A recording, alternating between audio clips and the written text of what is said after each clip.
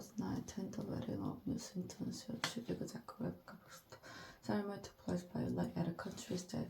I stood next to TV presenter Person Morgan while Paul Deck, the eliminator, was a few yards away. Paul Murdoch was closer to the action. David Cameron hung back up the slope. Gordon Brown, then Prime Minister Wright, played with all eyes turning to him as he walked down to the lake. At the reception, I had a brief conversation with Miss Cameron. I said I hoped he would not win the coming election, but that if we did, and if we wanted to act improvocative and stand out in the press, I would support him. The journalists in me had known that the relationship between politics and the media was not serving the public, but it was my first-hand experience of this developing culture of views and negativity that convinced me Britain's press and 24-hour news were making it more difficult for elected leader to govern. It's got worse, hasn't it? He said. I replied that he would be a much stronger prime minister were he to take office, not feeling he owed anything to the big media groups. At that point, Mr. Murdoch joined us, and we changed the subject. Perhaps we should not have done so. That we did, however, illustrated something of the dishonesty at the heart of an essentially political and commercial relationship. It is not easy to do what Ed Miliband, Labour leader, did last week, making himself an enemy of some of the media's most powerful forces. He was right that Labour got too close to News International, but he was also right that, given the media bias against it, he knew why we tried to level the playing field. In my own defense, and as my diary shows, I argued for some years with Tony Blair that this actually control my media. At one point, he teamed me up, asking that I not make my views so obvious in front of Mr. Murdoch. His son James, and that sentence, then chief executive of News International. Ultimately, Mr. Blair thought the press had become a problem, but that given our other priorities, people would not understand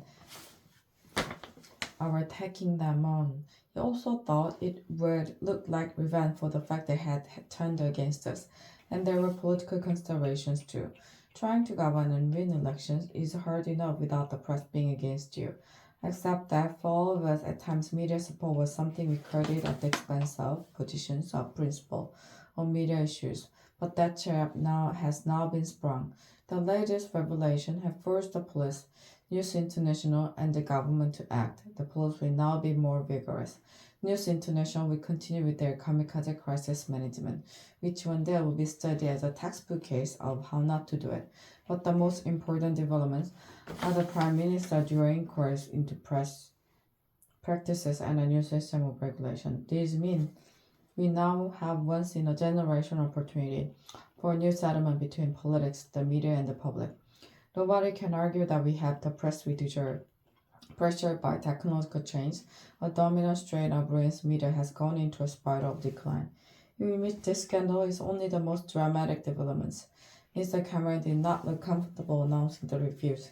He has personal relationship at stake, and given he hired Andy Coulson as his communications director, he doesn't manage to.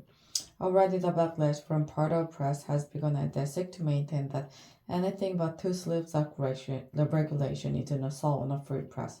But Mr. Cameron must stand back from all of that and ask himself what is the right thing to do. He did some of it last Friday. The judicial inquiry should be far-reaching. The news of the world is far from allowing the use of dubious and illegal practices. As widely ignored reports from the Information Commissioner have shown, part of British media reminds me of the trade union before Mrs. Thatcher. They feel untouchable. As I say above, Labour could and should have done more to deal with the fear beast. But just as the MP expenses scandal emerged from the failure of Mrs. Thatcher's government to tackle MP salaries, so the system by which she showered honours on editors and owners, a practice to which we put an end with a rule that no serving editor could be honoured, means she too has something to answer for. Whatever the past, it is Mr. Cameron who must lead the country to a better place. Mr. Miliband has shown himself capable of playing a good and principled part, and so should the public.